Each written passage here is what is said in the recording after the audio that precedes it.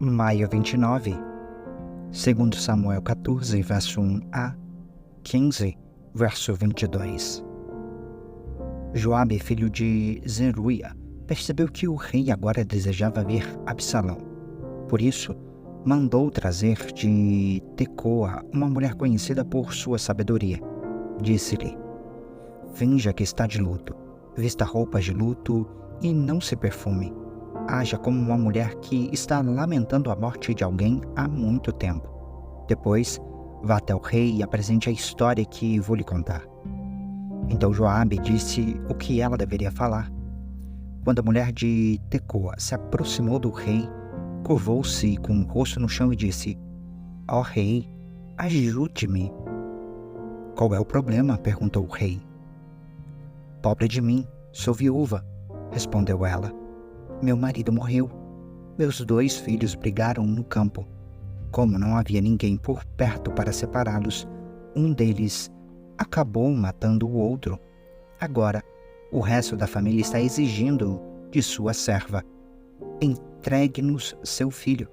Vamos executá-lo por ter matado o irmão. Ele não merece herdar a propriedade da família. Querem apagar a última brasa que me restou. Se o fizerem, o nome e a família de meu marido desaparecerão da face da terra. Eu cuidarei disso, disse o rei. Vá para casa. A mulher de Tecoa respondeu: ó meu senhor, o rei, que a culpa caia sobre mim e sobre a família de meu pai, e que o rei e seu trono sejam inocentes. Se alguém criar problemas, traga-o a mim, disse o rei. Eu lhe garanto que ele nunca mais o incomodará. Então ela disse: por favor, prometa pelo Senhor seu Deus que não deixará o vingador da vítima matar meu filho. Não quero mais derramamento de sangue.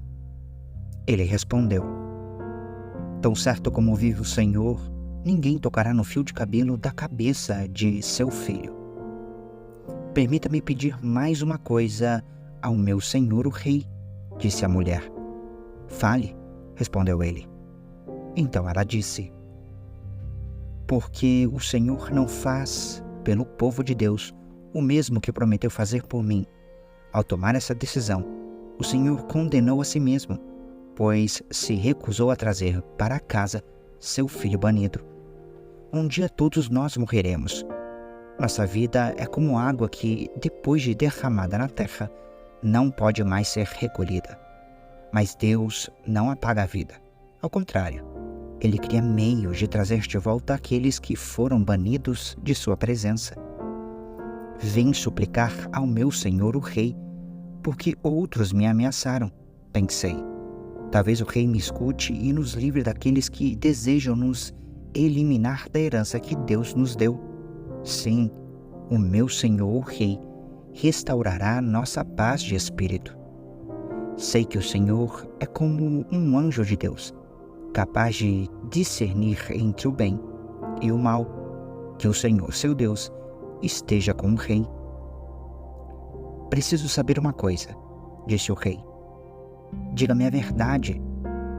Sim, ó meu senhor o rei, disse a mulher. Foi Joabe quem a mandou aqui? Perguntou o rei. A mulher respondeu: ó meu senhor o rei, como posso negar? Ninguém é capaz de esconder coisa alguma do Senhor. Sim, foi Joabe, servo do rei, que me enviou e me disse o que falar. Agiu desse modo para que o Senhor pudesse ver a questão com outros olhos. Mas o Senhor é sábio como um anjo de Deus e entende tudo que acontece em nosso meio. Então o rei mandou chamar Joabe e lhe disse: muito bem, vai e traga de volta o jovem Absalão. Joabe se curvou com o rosto no chão e disse: finalmente sei que obtive o favor do meu senhor, o rei, pois atendeu o meu pedido. Joabe foi a Gessur e trouxe Absalão de volta a Jerusalém. O rei, porém, deu a seguinte ordem: Absalão pode ir para casa, mas não deve vir à minha presença. Portanto, Absalão não viu o rei. Não havia nenhum homem em todo Israel tão elogiado por sua beleza como Absalão. Era perfeito da cabeça aos pés. Cortava o cabelo uma vez por ano por causa de seu peso, 2,4 quilos, segundo o peso real. Tinha 3 filhos e uma filha. Sua filha se chamava Tamar e era muito bonita. Absalão morou 2 anos em Jerusalém sem ver o rei. Então mandou chamar Joabe para pedir que intercedesse por ele. Mas Joabe não quis vir. Mandou chamá-lo de novo e, mais uma vez, ele se recusou a vir. Então Absalão disse a seus servos: Vão e ponham fogo no campo de cevada de Joabe, que fica junto de minha propriedade. Os servos foram e puseram fogo no campo, como Absalão havia ordenado. Então Joabe foi à casa de Absalão e lhe perguntou: Por que seus servos puseram fogo em meu campo? Absalão respondeu: Eu quero que você pergunte ao rei por que ele me trouxe de Gessur, se não pretendia me receber. Teria sido melhor eu ficar onde estava. Quero ver o rei. Se ele me considera culpado de algo, então que mande me matar. Joabe contou ao rei que Absalão tinha dito. Por fim, Davi mandou chamar Absalão. Ele veio, curvou-se com o rosto no chão diante do rei, e o rei o beijou. Algum tempo depois, Absalão providenciou para si uma carruagem com cavalos e contratou 50 guardas para servirem como sua guarda de honra. Todas as manhãs, ele se levantava cedo e ia até o portão da cidade. Quando alguém trazia uma causa para ser julgado pelo rei, Absalão perguntava de que cidade a pessoa era, e ela lhe respondia a qual tribo de Israel pertencia. Então Absalão dizia: Sua causa é justa e legítima. É pena que o rei não tenha ninguém para ouvi-la. E dizia ainda: Quem me dera ser juiz, então todos me apresentariam suas questões legais e eu lhes faria justiça. Quando alguém ia se prostrar diante dele, Absalão não o permitia. Ao contrário, tomava-o pela mão e o beijava. Fazia isso com todos que vinham ao rei pedir justiça e, desse modo, ia conquistando o coração de todos em Israel. Passados 4 anos, Absalão disse ao rei: Deixe-me ir a Hebrom para cumprir o voto que fiz ao Senhor.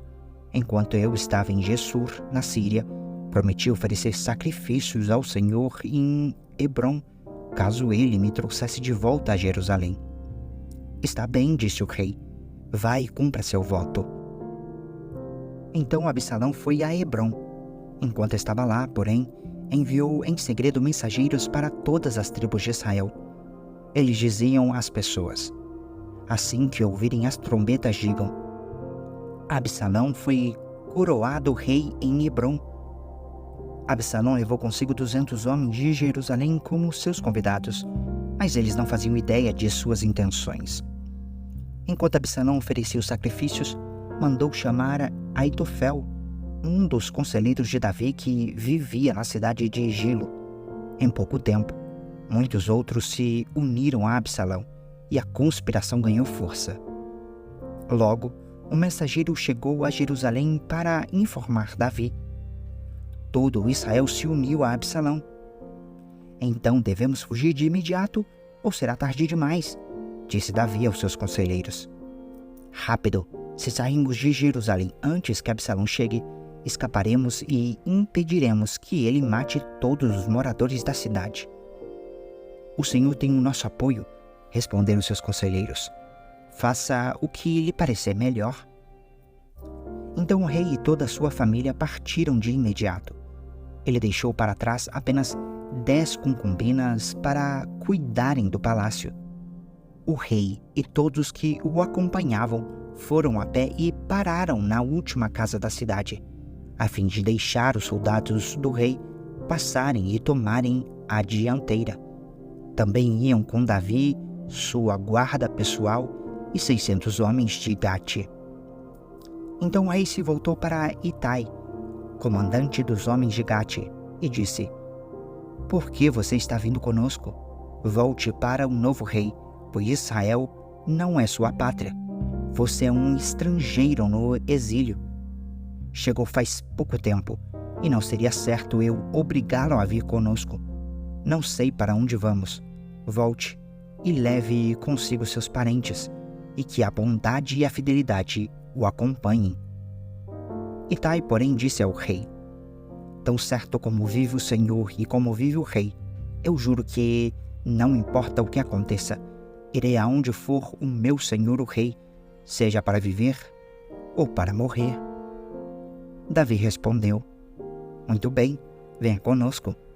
E Itai, todos os seus homens e suas famílias acompanharam Davi. João 18, versos 1 a 24.